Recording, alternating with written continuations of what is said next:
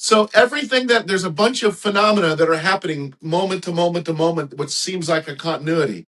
Every one of those moments it looks like there are moments strung together, but they're not moments, that there's just a play of life that's in continuous motion. As that continues to go and continues to move, you find yourself somewhere in this reality of money. If you want to have money because it will mean for you that you are successful, then don't be ashamed to say that. Don't hide that. Because what when something happens in the world, everything that's ever happened is empty and meaningless by itself. So if you got ready for this call today and I didn't call you at all and you couldn't get a hold of me, well, it doesn't mean anything other than I called him and he didn't answer. But now watch, you can make it mean, oh, maybe he's mad at those old reels. But whatever you make it mean, it's going to be some opportunity to see something about yourself that you think about yourself. But now you're using this situation to reflect something about you. If you don't get that that's what's going on in these reflections, you're kind of like going to class with earbuds in, blocking sound, and a mask on without being able to see. You created these things to see and get yourself, and then it gets reflected to you and you don't look. The purpose of it, the reason it's coming up, is to show you more of who you are. That's the purpose of it. So when you're looking at these things that are happening, just start looking at what you're making these things mean. And then start with, that's not what it means inherently by itself. It doesn't mean anything. It stands independent of any meaning that I give to it. It doesn't mean anything by itself. I'm free to attribute whatever meaning I want to it. And here's the key. If I make it mean something good about me or my circumstance, I'm going to get something good in return from it. If I make the meaning be something bad about me or something, it's going to yield something bad back to me. What I put into it, I get back from it. It's a law. And so you start to say, let's say the conversation around money would be like, wow, I've been trying to work so hard on this money thing and it just seems hopeless, right? Well, if that's where you're at, you got to take yourself where you find yourself. You gotta make peace with where you're at if you're going to make any motions. You say, where I am right now is I just feel like it's hopeless. I've been trying this money thing for a while. Shit, not only did things not show up, I'm more broke than I was when I started it. Like, it just doesn't seem like this works for me. That's a real common conversation. Yeah, it's a real common conversation. Well, if you understand that it's not that it's not working for you, it's that it's working perfectly, but you don't understand how it works. That's just another possibility that could be out there, right? So you say, how do I know that everything is working out in my favor, in my behalf? Well, because the way everything is created by you is an expression of your mind out in front of you to look at. So it is all you. It's all maybe as you're experiencing these things, these phenomena in your life, you are making them mean something all the time. This happened, I made it mean this. She said this, I made it mean that. They did that, I made it mean this. None of it's the truth. It's all meaningless in and of itself. So then you start to listen to yourself and you say, yeah, I got this money thing. It's not working for me. And I've tried so hard. Maybe I'm just not good at this. You start hearing all these defeated, just beat up, kind of this doesn't work conversations. And they're dead end. Like this, here's the general statement. I tried this. I was really excited about it. It didn't work for me overnight, so I've quit. So when you're making things mean something in the world, you don't know that you can make them mean something good or something bad. The meaning happens automatically. So it goes like this. Something happens, there's a phenomena that happens right here. And when it happens, you make it mean something. And that's in the form of a story. And now what happens is you think that what you made it mean is what happened, but what happened stays right here, and all that goes forward is your story. But you think it's the same because you get them collapsed. When somebody sees this and becomes aware of this, then they realize when you say something like this happened and I made it mean this, whoa, it doesn't have to mean that. It doesn't mean that. I made it mean that, right? So there's a joke of the two rabbis walking down the street. There's a tall rabbi and a short rabbi, and they're arguing over something about the Bible. And the tall rabbi says, I don't even want to talk to you about this no more because I know I'm right. And the short rabbi says, well, that's a good idea. You shouldn't talk anymore because I know I'm right. And so the tall rabbi says, well, let's just get God to come down and settle this for us. Then the short rabbi said, that's a genius idea, my friend. So they call God and the clouds part and lightning strikes and here comes God. And the tall rabbi says, thank you, God. We wanted to tell you that we're having a struggle with something. And God says, come on, man. I saw all of it. You've got an argument for what's like this, and the short rabbi's got an argument for what's like this. And I've listened to both stories and both sides, and I know everything about everything, and I want to let you know. He says to the tall rabbi, you are correct, my son. You are correct. And then the clouds come back together, and God disappears, and they start walking. And the tall rabbi looks at the short rabbi after a couple steps. He said, see, I told you I was right. And the short rabbi says, what do you mean? That doesn't mean you're right. That just means 2 against 1. Right? Yeah. So you're making things mean things in your life, but you're just doing it by default. And so where is the meaning coming from? Wouldn't that be good to know? It's coming from your beliefs about yourself in that circumstance.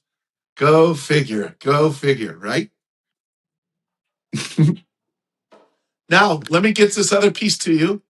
So not only is it something that you made up that isn't what it means, so now you're living in a delusion. This is delusional. You made something mean something that it doesn't mean. And now it doesn't feel good to you, right? And now you're disempowered about something that wasn't true ever. Has just something you made up, right? But you made it up from your beliefs. So now you say to yourself, when you feel this making something mean something negative, you're like, oh, I must have a belief or something going on with me that makes me bring this negative or attribute this negative meaning to this. Because everything is happening in my favor. This is so big, Taryn, that when you fully get this, you recognize everything that's happening to me is designed to reveal to me more of who I am. That's what's happening. Well, why is that so important? Because as you reveal more of who you are, you identify less with who you think you are, which is this out of alignment, scared, kind of broken, kind of fragile, afraid of being broke, afraid of never getting a girl, afraid of letting his parents down, afraid of Taryn. Okay? And you've been trying to fucking rehabilitate that version of yourself to try to make it somehow in life. And I'm saying, trash that project. Get with God. Get with Shiva. Stop trying to get that thing back on the road, dude. It's trash. Now, the reason this is so big, Taryn, is because most people are trying to find a way to tolerate life and get by in life and survive other people as an out of alignment being. The best you're going to get over here is a bunch of restrictions and rules and regulations and tightness. The idea is to trash that project and start getting into alignment. And by alignment, we mean start experiencing yourself by letting go of the resistance you're experiencing, so you feel that whatever is inside of you and whatever you're thinking are a one non-resistant kind of feeling. It's an emotion or a state of being where you can experience joy. You experience things that you look around and you feel more present than you normally would feel, or you feel almost like everything is okay just the way it is and just the way it isn't. You start seeing that there's things that are possible for you that you didn't think were possible. Things that look hopeless and worthless and not able to work out. Now there's possibility that starts to well up in there. And as you begin to ascend up here by feeling better and feeling better, then as you start feeling better, you start entertaining money conversations. And your conversation goes from, I've been doing this money thing in the law of attraction for a while, it's not working and it's feeling kind of hopeless, to, wow, I've been doing this law of attraction thing and this creating money thing for a while, but I never really fully knew how it worked. I was just trying to feel better, hoping that I'd feel better and somehow I would get what I wanted.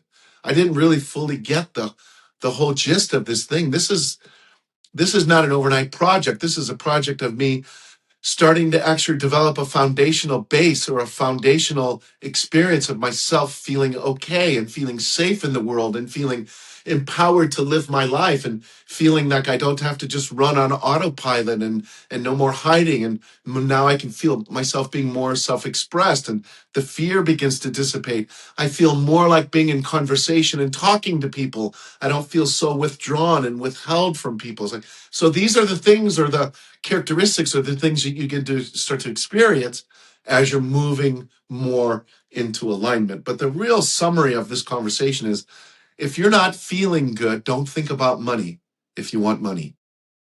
If you don't feel good, don't think about nothing except feeling good. And that can be whatever you decide to choose to focus on what works for you, because what works for you is going to be different than what works for me. We may have some things that overlap, right? But anything that you want, you're going to be able to get it by just raising the vibration, raising the vibration.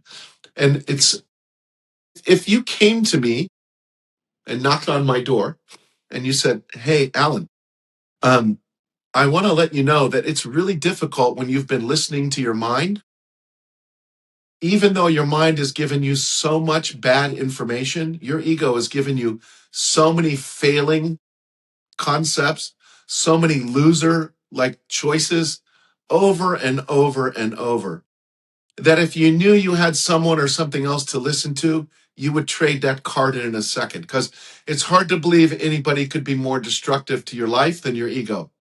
It's hard to believe, right? And so you came over and you said to me, "I want to let you know something. You've been listening to your mind forever, so I'm not expecting you to just drop it and start paying attention to and listening to your inner being, the non-physical part of you, your spirit, your soul, whatever you want to call it. Because I know that you've been listening to that other entity for so long that it would be kind of hard to just drop that overnight and then, oh, I'm going to start following how I feel because that's how my spirit communicates to me." It doesn't happen overnight like that. That's too big of a jump. And it would be like if you came to my house and said to me, "You've been listening to your ego for so long, I don't expect you to just jump in and start following spirit. But I want to let you know, what you're doing is similar to living your whole life with somebody who you thought was your dad, and then you find out one day that that was never your dad. It was a hologram. Do you see? Your real dad is over here." Because you can see, like, the old dad could have been doing some things that might not have been in your best interest, but he was never your dad. He was never your dad. So when you wake up to that, that can be a little scary because you've been listening to your dad telling you everything. And now it's like, "Oh, that's not my dad? He's actually insane?" Yeah, just listen to some of the shit he's been suggesting to you, right? Saying things like, "Fuck them. You don't need to. I'm not going to. They don't have that. They're not going to forget that. I'm not going to. Don't let them do it. You're not going to. Nonstop, nonstop, nonstop." Some people all day, every day, that by 12 o'clock, lunchtime, 1 o'clock, they need to sleep. They need to sleep because this thing's. Oh, no, you won't. So, whatever condition you find yourself in, I want to let you know from my own experience and from well over 1,000 people that I've worked with this lifetime. It's a crummy feeling to not feel good. When you don't feel good, you got one real problem, and it kind of tarnishes, or it clouds, or it kind of invades and kind of dampens and kind of ruins everything that you're experiencing in life. You can't create new concepts and new stuff from there. Life is just kind of a bummer. And it's not a conversation that you really have a bunch of outlets to speak about. It's just you feel crummy, and then you spend time trying to just kind of hold on to your crumminess. The problem with that is you can't ever handle the crumminess by doing something different and more.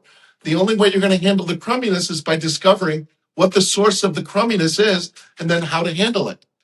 That's why I'm inviting you to join the Skool community, because in the Skool community, you're going to get a course full of modules where you're going to see me talking about these specific component parts of the law of manifestation, law of attraction, law of creation, whatever you want to call it.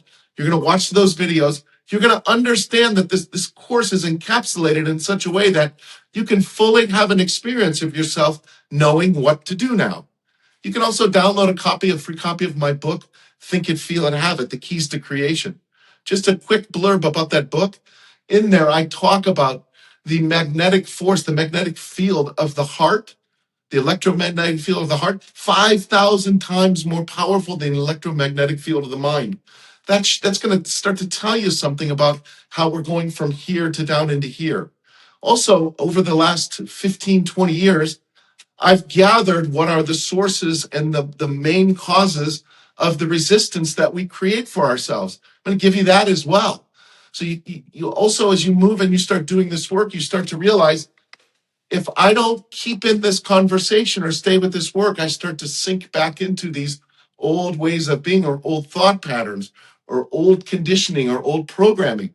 So what I've done is I've now incorporated a weekly phone call that keeps you in this conversation.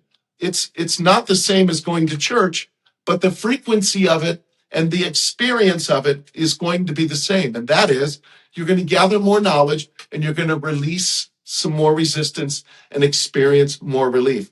And lastly, this is a whole community. I think right now there's a couple hundred people in the Skool community. This is a whole community of like-minded people, people like you. You can start to interact with people in the group and start to find out more as you're moving along. And lastly, if this is something that's resonating for you and you're ready to really keep going and really take this on in a real concerted, directed, focused manner, there's programs where you and me can work together one-on-one. So let's get moving. Like, no kidding. Let's start moving in the direction that you want to and have you start feeling better and start experiencing things that you want to experience in your life. Book a one-on-one call with me. And in that call, I'm going to lay this out for you really, really clear in such a way that at the end of the call, you're going to understand that there is a way that you can go about getting yourself to be able to intentionally create things for yourself and for your life, and that how you've been doing it isn't this way. And I'm going to give you that on this phone call. Whether you choose to work with me further, that's a completely different conversation. And if that's something that comes up for you, we'll work that out at the time. But right now, let's just get in touch and let's let you see just how this actually works, which I'm telling you, you're going to find is different than how you've been holding it. And I'm really looking forward to connecting with you and talking with you.